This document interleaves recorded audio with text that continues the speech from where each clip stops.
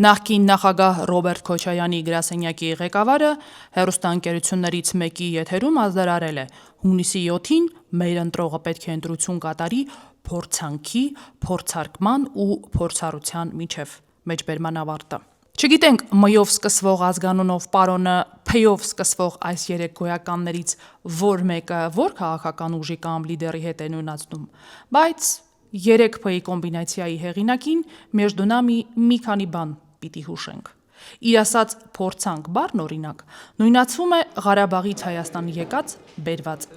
Ժեկի թղթով Հայաստանի նախագահ կարգված ու հայ ժողովրդի գլխին փորձանք դարձած բազում փորձանքներ, մասնավորապես հոկտեմբերի 27 ու մարտի 1 բերած իր շեֆի Քոչարյանի հետ։ Փորձարկում բառն էլ նորեն ասոցացվում է նույն Ռոբերտ Քոչարյանի հետ։ Նա 10 տարի փորձարկել է Հայաստանի Հանրապետության քաղաքացիների նյարդերի բրկությունն ու համբերությունը։ 2021 թվականի արտահերթ խորհրդարանական ընտրություններից հետո էլ անցած մոտ 5 տարիների ընթացքում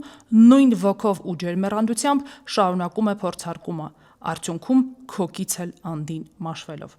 Բայց փաստորեն նույնիսկ այսքանից հետո էլ չի հանգստանում, օրերս հայտարարեց։ Դե իսկ փորձառու եւ Քոչարյան բառերը երբ կողքի ենք դնում, միանգամից հիշում ենք հակակոռուպցիոն դատարանում քննվող ապօրինի ծագում ունեցող գույքի գործը։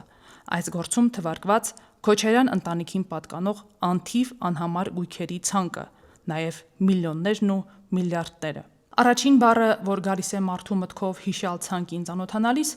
այս է. ոսկի քաղաքի Ուքանա թագավորը, կներեք, նախկին նախագահը, ինչ խոսք, ֆանտաստիկ փորձառու է, այլապես ինչպես կարող էր նախագահի չոր ու ցամաք աշխատավարձով այսքան հարստություն դիզել։ Մասնավորապես ավելի քան 4 միլիոն դոլարի, 8.3 միլիարդ դրամի, 260 միլիոն ռուբլիի եւ շուրջ 590,000 եվրոյի չափով փոխառությունների պահանջի իրավունք, 2 տրանսպորտային միջոց, ավելի քան 3.8 միլիարդ դրամին համարժեք գումարով գույքերի ձեռքբերման արժեքներ եւ ավելի քան 20 միլիարդ դրամ։ Ահա այսքան գույք եւ փող է пահանջում բռնագանձել Հայաստանի Հանրապետության գլխավոր դատախազությունը նախկին նախագահից։ Человек умеет жить. Ты мне скажи, на какие заработки заместитель директора трикотажной фабрики отгрохал себе двухэтажный особняк. Семен Васильевич, это его дело. Нет, наше. Мы будем просто-таки нещадно бороться с лицами, живущих на, допустим, нетрудовые доходы. Помолчи, папочка. Испугались. Ты голодранец. Պարոն Բագրատ Միկոյանը փաստորեն ուզում էր նախընտրական այս փուլում օրիգինալ լինել, փի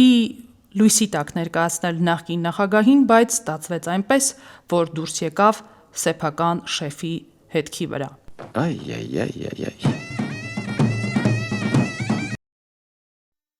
Հավանիչ տեսանյութը եւ բաժանորդագրվիչ նորությունները բաց չթողնելու համար։